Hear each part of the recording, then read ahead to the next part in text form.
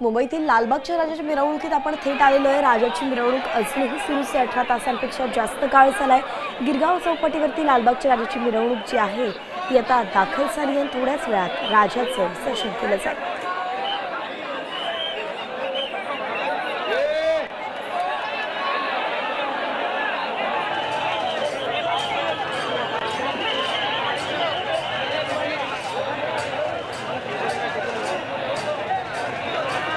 आनंद भाई का आवाज है।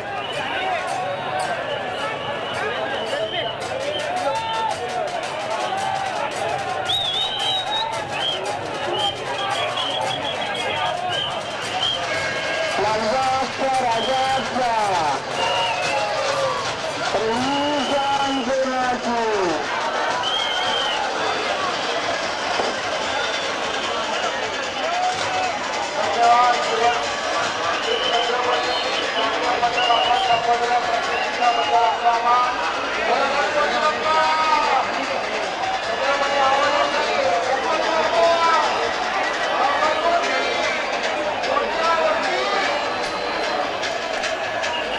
तर अजूनही आपण बघतोय 18 तासांपेक्षा जास्त काळ झाला लालबागच्या राजाची मिरवणूक सुरू आहे आणि तरी उत्साह तसाच कायम आहे। जयघोष आपण सध्या ऐकतोय। गणपती बाप्पा मोरयाचा जयघोष आहे। ही शान कुळाची लालबागच्या राजाची असाही जयघोष आहे। तर फुलांचा पुष्पहार देखील बाप्पाला अर्पण करण्यासाठी सगळे उत्साहित दिसतात। ज्या ज्या मार्गावरून लालबागचा राजा निघतो सगळेजण पुष्पहार अर्पण करताना दिसतात। काही जण तर डॉलरचीही माळ बाप्पाला घालताना दिसतात। अतिशय श्रीमंत बाप्पा म्हणून लालबागच्या राजाला ओळखले जाते। ना केवळ भक्तांमुळेच हा राजा श्रीमंत आहे, मात्र प्रत्येकाची श्रद्धा त्याच्यावरती आहे आणि त्याची प्रचिती प्रत्येकाला येताना दिसत असते। म्हणूनच इतका उत्साह आणि इतकी भक्ती, इतकी श्रद्धा भक्तांची लालबागच्या राजावरती आहे।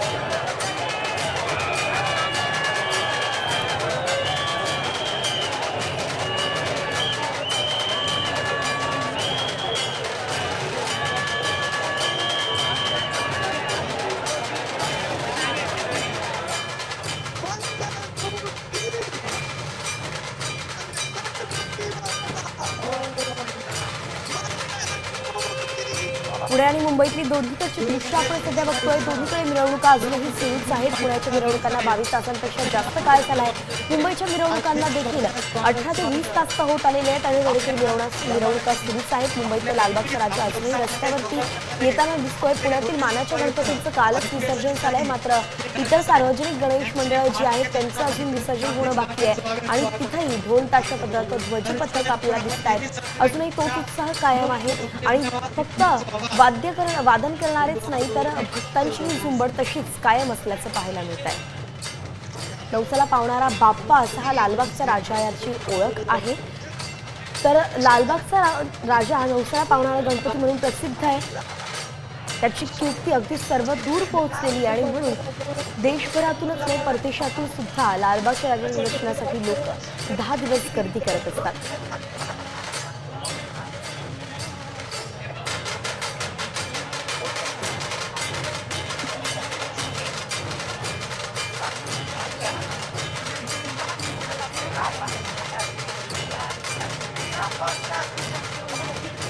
खरं तर नवसाला पावणारा असा हा लालबागचा राजा म्हणून ओळखला जातो। 1932ची गोष्ट जेव्हा पेरूचा बंद झाली होती त्यामुळे मच्छीमार आणि इतर दुकानदारांची कमाई सुद्धा थांबली होती।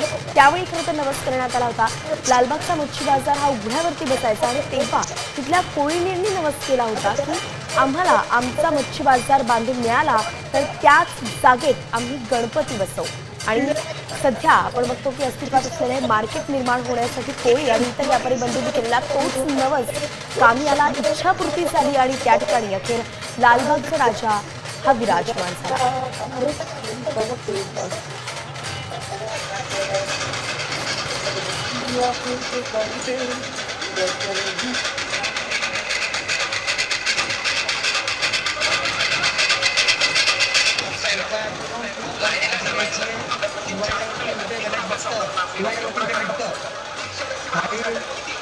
गणेश भक्तांना दुखापत झालेली असेल तर कृपया करून त्यांची काळजी घ्यायची.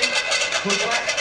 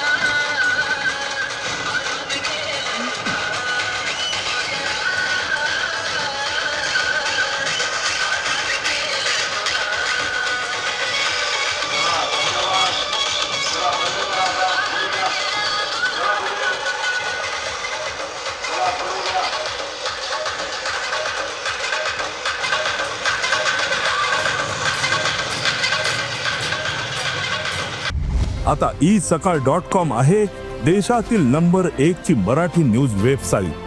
प्रत्येक अपडेटसाठी isakal.com ला नक्की भेट द्या.